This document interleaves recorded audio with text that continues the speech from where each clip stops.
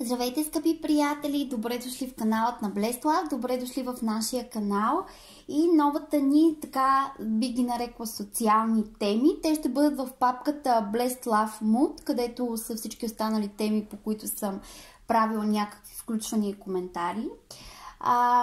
Темата, която така е зададена от Мария Илиева в Фейсбук, под анкетата дали желаете такъв тип теми да коментирам, има гласуване 70 на 30, 70% желаят, 30% смятат, че нямат интерес, това не е за тях полезно.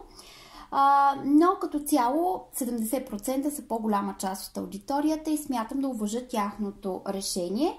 Та Мария Илиева е предложила темата, която е дали когато си с партньор, който е нещастен, в случая тя визира мъж, с който си нещастен, дали си струва да се влагат време, усилия или и ти самия ставаш нещастен и няма никакъв смисъл. Разбира се, това видео сега може да се ползва от мъже и от жени. Аз ще говоря общия принцип какъв е, защото дали си мъж или си жена, нещата не са много различни от гледна точка на товара, който поемаш, когато другия партньор е нещастен поради това, че е недоволен от живота или просто си вибрира в ниските нива. Но ще ви разкажа от моя опит и така от моите наблюдения. Имайте предвид, че тези рубрики аз не се опирам на някакви готови факти, а на това, което аз съм се изглобила като мой светоглед, така че за някой може да е интересно, за други да е, които, например, са много по-възрастни от мен, много по-мъдри, да е абсолютно безинтересно и нали, да не желая да гледат такъв тип видеа. Все пак аз съм на моето ниво, каквото и да е то за този етап от живота ми. След 10 години ще бъда на друго, след 20 на трето. Така че според моя светоглед и усещания за живота, сега споделям гледна точка. Може и да е полезна за някой, може и да е, както се казва, абсолютно безполезна за друг. Така че вие ще прецените дали да гледате и слушате тези видеа. Първото нещо, което си направих като асоциация, когато прочетох този въпрос, е за системата на Human Design, за която съм ви казвала. Тази книга, между другото, ако ви е интересно, само да видя, купувала съм я преди много години. Сега сигурно изглежда и по различен начин, но само да видя. Всъщност, докато я взимах, тази страница и се откъсна, от 2012 година е книгата. Така че виждате, че вече се разпарчосва. 2012 година, издателство Милениум. Това е книгата. Веднага се сетих за тази книга, исках да ви покажа в Human Design. Всъщност, накратко за системата. Почвам с едно въведение от гледна точка на това, че имам идея за енергиите, да ви кажа някои неща. С това почвам по-отдалеч. Така, в системата на Human Design човек през целия си живот има едни и същи параметри и характеристики, така да го кажем. Т.е. неговата карта никога не се променя. Само една секунда тук да си маркирам нещо, исках да ви прочета, да не си загубя страничката. През целия си живот човек има една карта, сега ще ви я покажа. Ето тук са дали пример с картата на Барак Обама. Тук пише Барак Обама.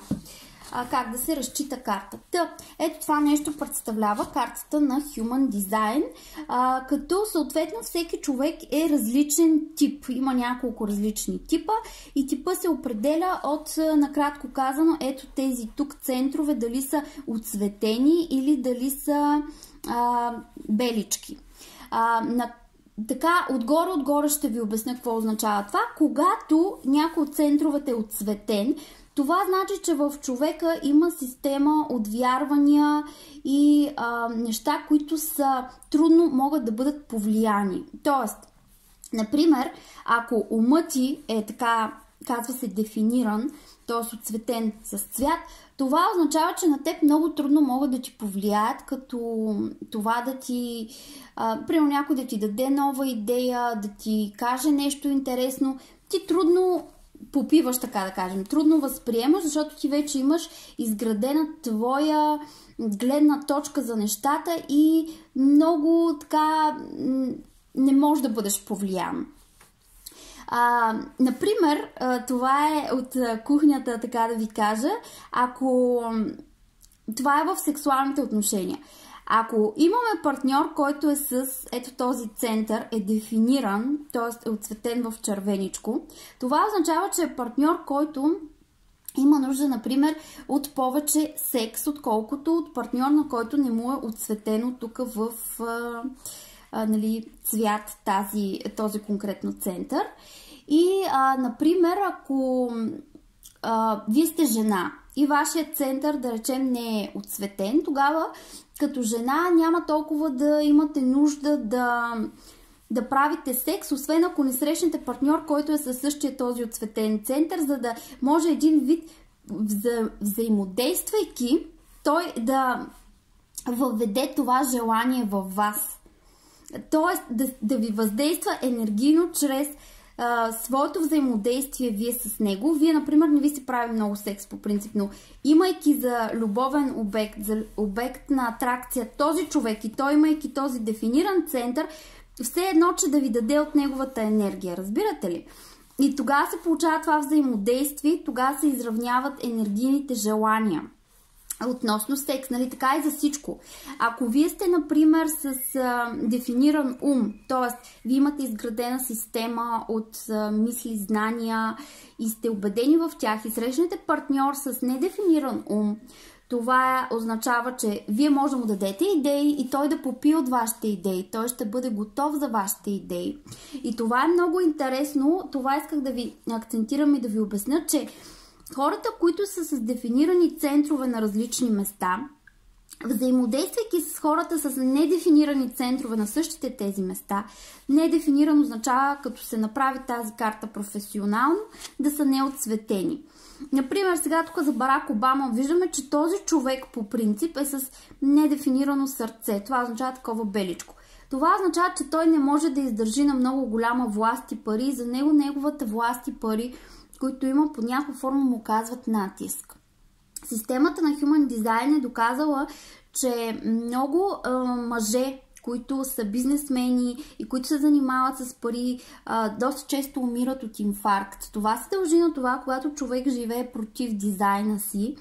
И един вид това означава, че ти не си създаден за толкова власт и пари и отговорности, но ти претоварваш себе си с това нещо в физическата реалност и просто сърцето ти накрая не издържа и умираш от инфаркт. Това е едно от нещата. Човек трябва да живее според собствените си способности, според собствената си енергия, която му е заложена един вид от Вселената. Това нещо се определя още от преди човек да се роди. Тоест няколко месеца преди човек да се роди, те енергии започват да се подреждат, така да се каже, в ембриона, в тялото на детето, което още не е родено, и в момента на раждането все едно, че се затваря цикъла и схемата и се запечатва ето това нещо, което остава за винаги и за цял живот. През цялото време, в което ти комуникираш с различни хора, ти си в взаимодействие с тях, с тяхната енергия. Затова едни хора могат да бъдат повлияни да, например, да учат от други, да попиват знания, други пък се инатят, не желаят да им се меси някой, да им дава акъл, както се казва. Едни може да искат да правят повече секс, други не, обаче като се съберат подходящите партньори, съответно да се изравнят желанията и да се балансират. И гърлената тук, гърленият център, ако на човек му е празен гърленият център, тук т.е. не е отцветен, това означава, че този човек много трудно говори. Но, когато се събере с някой с гърлен център, който е дефиниран, отцветен, този човек изведнъж като се отприщи и си казваш: Боже Господи, защо този човек нищо не говори, като ме види, мен ми надува главата. Направо като картечница, луд с картечница говори, а то всъщност, защото вие му взаимодействате и енергийно, и този човек се отприщва буквално и тръгва да говори това, което до момента самичък той не може да инициира, това да се изкаже. И няма да навлизам, нали, в много детайли, но просто исках да ви обясня, че има някои неща, които ние си ги имаме, има други неща, които ние активираме чрез другите или другите активират чрез нас, и това всичко е енергийния обмен, който правим в чисто научно доказано. И сега исках тук нещо да ви прочета, за да приключим с Human Design и да продължа нататък по темата. Вижте колко прилежно съм си ги подчертавала. Аз много обичам да си подчертавам, не жаля, защото така ето 2012 е тая книга купувана.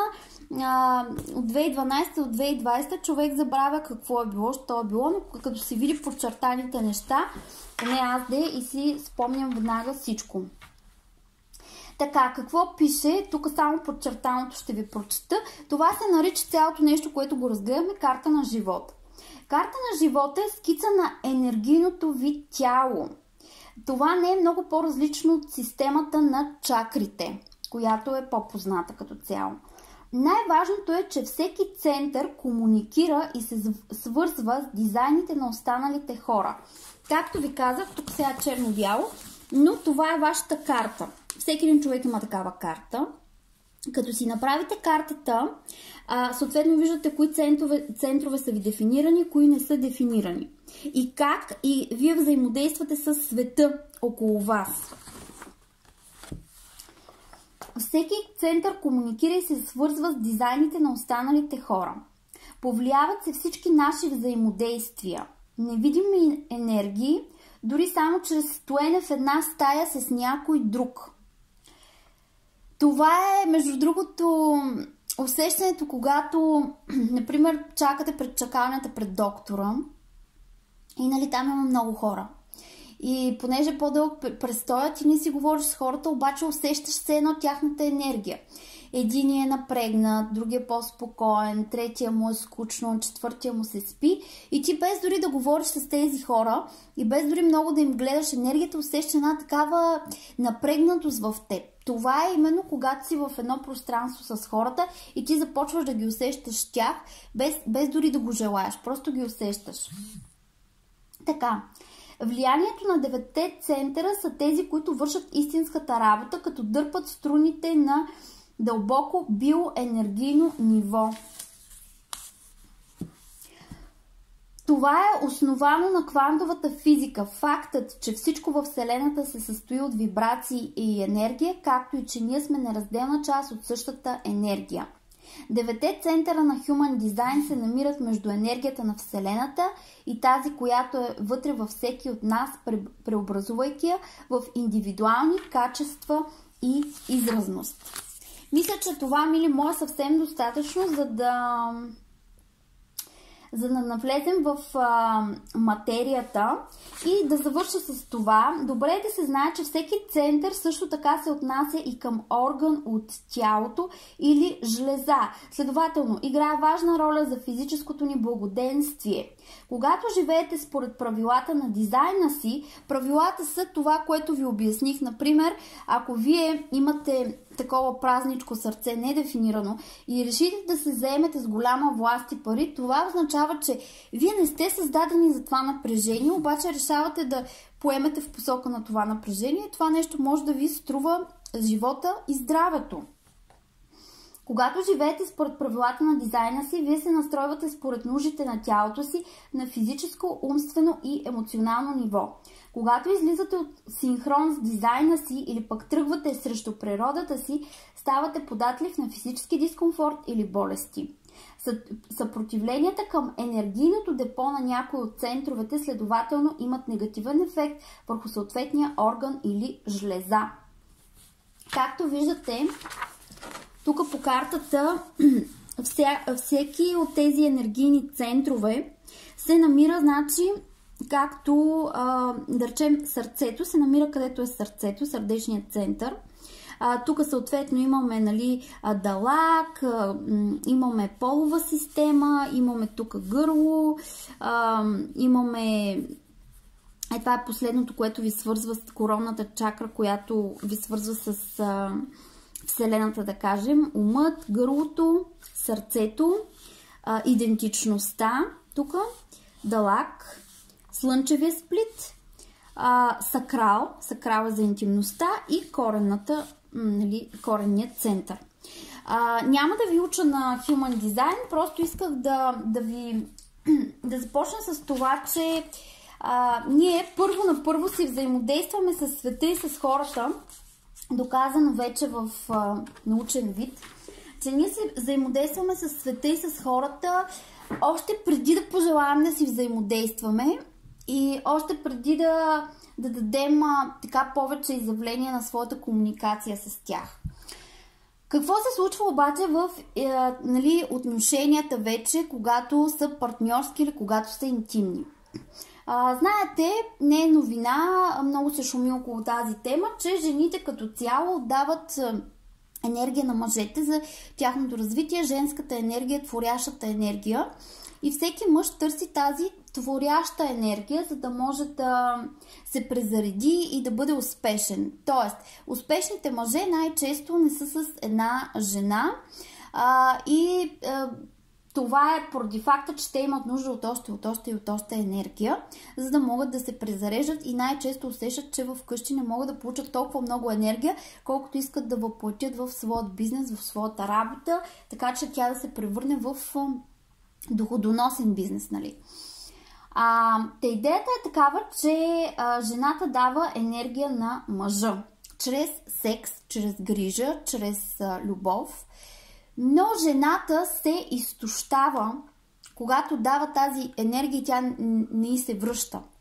А жената приема енергия под формата на съответно, например, да й се дава не на ниво внимание и просто грижа от мъжа, а например, ако жената спи, това пак се връщаме на това с сметките от другата тема, кой плаща сметките, значи ако една жена спи с един мъж и тя му дава енергия чрез женската си енергия, чрез секса, тогава този мъж, например, трябва да се грижи за тази жена под формата да плаща сметките в заведението, под формата на това да й подари букет цветя, да й подари нещо друго, под формата на това, като живеят заедно, да купува неща за домакинството, за благосъстоянието на дома, под формата на някакъв материален вид, за да може, мъжа не може да върне тази сексуална енергия на жената, която взима от нея, и единственият вариант да я върне под някаква физическа форма. И когато стане този дисбаланс, жената само дава, мъжа нищо не дава, той се е затворил, нищо не дава, тогава жената започва да страда дори от такива женски болести, свързани с половата система, с гърдите и така нататък, просто защото тя не получава, тя не си връща енергията, тя просто дава и смуква се, става енергийно на парцал буквално и след това не може да си възстанови тази енергия, защото този мъж нищо не й връща. Нищо не й връща. И въпросът е там, че когато един човек един път, например, ролята на жена. Жената какво се опитва да направи с един партньор, който е нещастен или депресиран? Жената се опитва първо да му даде секс, второ прави му вечеря, трето казва кажи ми какво ти е, как да ти помогна, нали, искам да се чувстваш добре. И дава всичко от себе си и в един момент този партньор просто е винаги недоволен. Винаги е недоволен, защото той в собствената си нагласа, в собствения си ум и изобщо светоглед и вибрация, то човек е дъното. Чисто емоционално. И в един такъв момент тази жена, тя се опитва да бъде генератор. Дава и в един момент и нейната енергия свършва, защото тя няма откъде да се презареди. И тя става на същото ниво като него и двамата стават в една енергийна дупка, би го нарекла. И в тази енергийна дупка няма мърдане. И тогава човек сам разбира, че ако не се осъзнае сам и не направи стъпките сам да бъде щастлив, да бъде енергичен, да живее, да се бори, тогава просто пада. Това е на принципа с какъвто се събереш, такъв ставаш. Защото ако хванем Human Design, ако една жена се събере с мъж, който е в толкова ниски вибрации в момента, тя постоянно взаимодейства с него и той като не иска да се развива и я дърпа надолу. И тя колкото и да дава отпор, в един момент и тя пада долу. И когато падне долу, тогава човек има два избора. или да се осъзнае, че е долу, да си тръгне от този човек и просто да се опита да се качи лека по лека нагоре, за да може да започне да привлича подходящи партньори, защото ти когато си на дъното няма как да привлечеш някой, който е ей тука, защото ти вече си паднал на дъното заради някой, който си е бил на дъното и те е свлякал тук. Енергийно, чрез взаимодействието си с него, чрез това, че те е източил.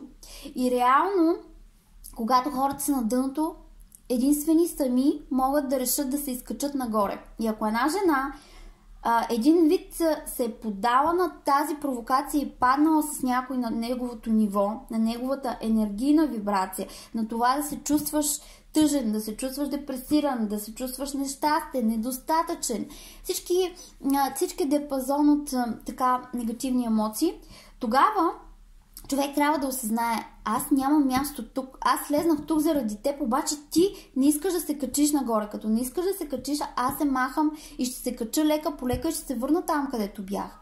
И когато вие се върнете там, където сте били, ще започнете да привличате хора от по-горните нива, от по-горните вибрации. А този човек, като не иска да се променя, той ще си стои тук долу. В физическата реалност, за съжаление, има много депресирани мъже на днешно време, а и не само мъже и жени, но мъжете сякаш търсят спасителната сламка, за да се хванат за някой и вместо да се издигат нагоре, хващайки се, те го издърпват и него надолу. Поне това са моите наблюдения, чисто от женска гледна точка. Предполагам, че има и обратния случай, когато пък мъж се опитва да помага на жена, но тя, когато се чувства по този начин, не може да се случи нищо полезно. И затова идва тук момента, че човек с лична воля и осъзнаване трябва да направи промяната. Не може някой друг да я направи вместо него. И на въпроса на Таня Илиева какво да се прави, когато си с такъв човек, който е нещастен, депресиран и така нататък. За съжаление, Таня, аз не мисля, че вие може да му помогнете, защото той трябва да реши, че иска да си помогне. И ако този човек реши, че иска да си помогне, вие може да го подкрепяте по пътя на самопомощта му, но аз не смятам, че вие може да му помогнете, ако той не иска и упорито отказва да бъде в зоната на здрача, така образно казано, и в зоната, в която да вегетира на ниски вибрации и да се чувства жертва на съдбата. Като цяло, срещнете ли човек, който е жертва на съдбата? Тези хора те са в енергията на това да се самосъжаляват, да обясняват колко са зле, да обясняват колко е несправедлива съдбата за тях. Каквото и да направиш с тях, те винаги ще са недоволни, винаги нещо няма да е наред. Даже ще обвиняват вас, че нещо във вас не е наред, че те не са щастливи. Но това всъщност не е така. Това всъщност е индикация, че този човек е влезнал в такива нива, в които просто не желая да се променя. И в моята физическа реалност аз също съм имала така досег с такъв подобен човек, който, повярвайте ми, година след година никаква промяна, ама никаква промяна, разбирате ли? Просто каквото си е било в едната година, така и в следващата и в последващата, вечна драма. Вечно нещо не е наред. Вечно, виждаш ли, моя живот колко е сложен. И искам да ви кажа, че аз каквито усилия да съм била положила в миналото, нали, за да помогна на този човек, повярвайте ми, резултата е такъв пълна нула. А пък аз не съм човек, който не знае как да окаже помощ или как да въздейства. Пълна нула резултата. Така че не се надявайте, че човек, който е в драмата на живота си и е избрал да бъде там, вие ще му помогнете. Няма такъв вариант. Това е личен избор. Ако реши да се издигне сам, вие да го подкрепяте добре, но вие да дадете всичко от себе си, за да го дърпате, просто и вие падате долу и после вие трябва да се вдигате. Значи един път от добро чувство падате заради него и после трябва да разберете, че ако не се откъснете от този човек, никой не може да се издигнете просто. Или пък дори малко да се издигнете и той пак ще ви дърпа надолу. Затова и от така моя светоглед и от моя опит ви казвам, ако сте с човек, който е нещастен, който е драматичен, който драматизира, който всеки път е в някакви такива ниски вибрации, жертва на съдбата и не ви дава нищо. Не ви дава нищо, не ви връща енергията. Тоест, ако, например, вие сте жена, и този човек не ви връща енергията под формата на внимание, под формата на някакъв вид да ви плати сметка в заведение, под формата на това да ви осигури дом, под формата на това да се грижи за вас. Ако този човек не ви дава нищо, това само ви дърпа енергията чисто чрез секс и чрез грижа, знаете, че нещата няма как да се получат. Просто няма как да се получат, защото от другата страна няма желание няма желание за равностойни отношения. И по това може да познаете дали един партньор е готов за обвързване, дали той ви дава това, което трябва да ви даде, като внимание, като грижа, като един комплекс от физически придобивки дори, с които да ви кажа, аз съм готов да се грижа за теб, да те защитавам, да те закрилям, готов съм да подсигуря всичко за нашия дом и така нататък. Това е осъзнатия човек, който иска връзка. Не е осъзнатия човек, който си вегетира в ниските вибрации и не иска връзка, той просто ще ви обяснява, че не е готов, има много проблеми в живота си сега, пък това да стане, пък онова да стане, пък след еди кой си период ще е готов. Това са пълни глупости. Това са пълни глупости, казвам ви го. И между другото има много случаи на ридинг, нали? Дали еди кой си партньор ще пожелая да има дете с еди коя си дама. Те направо така крещи този ридинг, този не е готов и не става, този не е готов и не става. Той може да казва на жената, примерно, ще имаме дете до година, или ще имаме дете, когато сменя работата, или ще имаме дете, като се стабилизираме финансово. А всъщност този човек изобщо няма намерение да има дете с вас, това мога да ви кажа. И всичките тези отлагания са, форма да ви държи енергийно там и да ви лъже, че това нещо ще се случи някога. Или пък същото е, ще имаме връзка, когато еди какво си стане, ще живеем заедно и така, и така, и така. И това никога не се случва. Хората, които са готови да се борят за вашите отношения, да имате дете, връзка, дом, изобщо да сте двойка, са хората, които казват, аз знам, че не съм готов за това, но хайде да започнем и в движение, ще измислим как да ги подредим нещата. Аз вярвам, че двамата ще успеем да се справим. Това са хората, които искат нещо с вас. Които казват, не сме готови, но ще го измислим, знаем и двамата, че ще се справим. И действате. А не някой, който ви казва, ще отложим за до година, за след 2 години, след 3 години. И това са хора, които първо не са наясно с себе си и второ ви вкарват в тази вибрация и вие да се чувствате несигурни. Така, мили мои, маркирах темата. Моята идея не е да влизаме много надълбоко в темите, просто да ги маркираме с цел, който се интересува от повече, да си намери информацията така в източници, които ще привлече към себе си, защото това са теми, които нямат изчерпване. И също така някакъв тип осъзнаване и да ви дойде вдъхновението. Вчера една от нашите дами ми сподели, че откакто гледа канала на Blessed Love, се вдъхновила да се върне към хоби, което й харесва, да започне курсове по езотерика, които й харесват и да се чувства. И казва, аз като започнах тези 2 занимания, се чувствам изключително щастлива, жива, свободна, спокойна. Направих си тетрадката на вдъхновението, подредих си я, изясних си концепцията.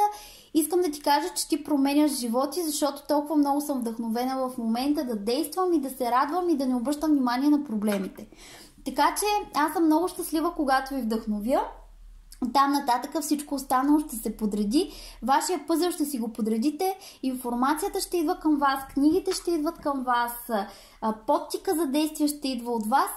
Така че, ако аз ви вдъхновя с дори една моя дума, едно изречение, за мен е достатъчно, защото като тръгне човек по вълната и той си я намира и се качва на нея и успява да направи най-доброто за живота си. Затова за мен е чест и удоволствие, ако мога да ви вдъхновя, макар и с маркиращи видеа в социален аспект, какво и как да извлечете като знания, вие сами ще решите. Благодаря ви, че бяхме отново заедно. Ако този тип видеа ви харесват, маркирайте с едно лайкче, пишете ми коментари, споделяйте, ще се радвам. И до скоро! Blessed Love!